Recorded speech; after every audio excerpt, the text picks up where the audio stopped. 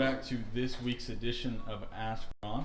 I've got Ron here ready to answer your guys' questions. How you doing today, Ron? I am excellent. We got beautiful weather. We're in our office here and in our meeting room.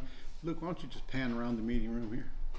This is where our cozy little meetings take place for some of our events.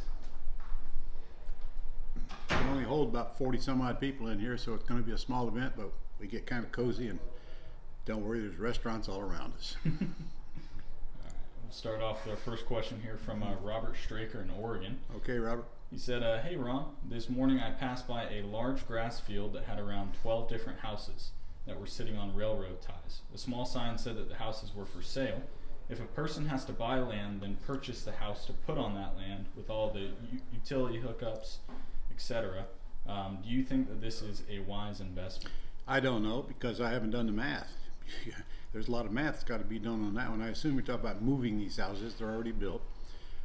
Certainly cheaper than building them, but are they houses that would fit in the modern day? Are they old stick-built things that don't have any value? I don't know. There's just too many questions there for me to answer that.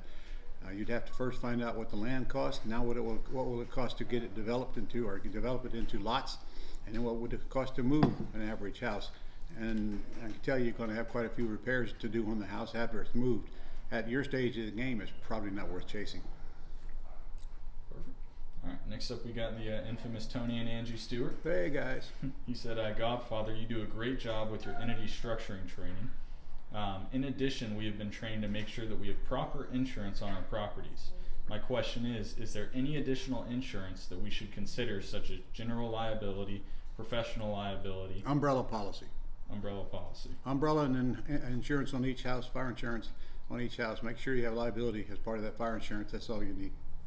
Perfect. All right. Umbrella policy is really cheap. It takes over where your insurance leaves off. Okay. And then next up, we got another question from Robert Straker again. He said, is it a good idea to acquire houses to lease option in floodplains areas? I'm near 3 different rivers and big streams.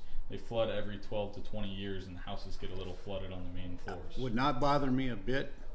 I'd worry more about, are you going to be able to get insurance on them for floods? But getting beyond that, I wouldn't bother me a bit. In fact, that's a reason to buy them cheaper. All right, and then we got another question from Robert saying, hey Ron, I'm thinking of joining a real estate club in my area. However, I don't know of a good club to join. Can you give me some pointers as to whom I should join up with? I'm hoping to join with a national one that I can transfer to when I move next year. Can you give me an idea of where you live? He's in Oregon. I want to say he's near like Colorado. God, I don't know. I haven't even dealt with the club in Oregon. I had a lot of dealings with the Seattle group, but I don't know. Just go on Google and look up REIA, R-E-I-A groups, and it'll come up with places where you can check out. I know there is one in Portland. I don't know about the rest of the city. Okay. And are all of those connected on like a national level? No, some of them are part of the national REIA, some of them aren't. Okay, so do a little research on that. Nowadays, though, a lot of them are actually having their meetings online in real time, so you can check that out as well. Okay, perfect. Well, that's all the questions I have for you this week. We're a little bit light. You have anything you want to say to the people? Yeah, you better get signed up for the Structuring Your Empire event coming up in April. I'm going to do 2 days of it. And we're sitting here right now ready to film Finding Deals. Sorry you missed that one, if you did. So it starts today and it ends tomorrow, the day you're going to get this message. But don't miss the next one. It's free. April what? 4th and 5th, I think. No, I mean May. May something. Look it up. All right. See you next week. Awesome. Appreciate it, Ron.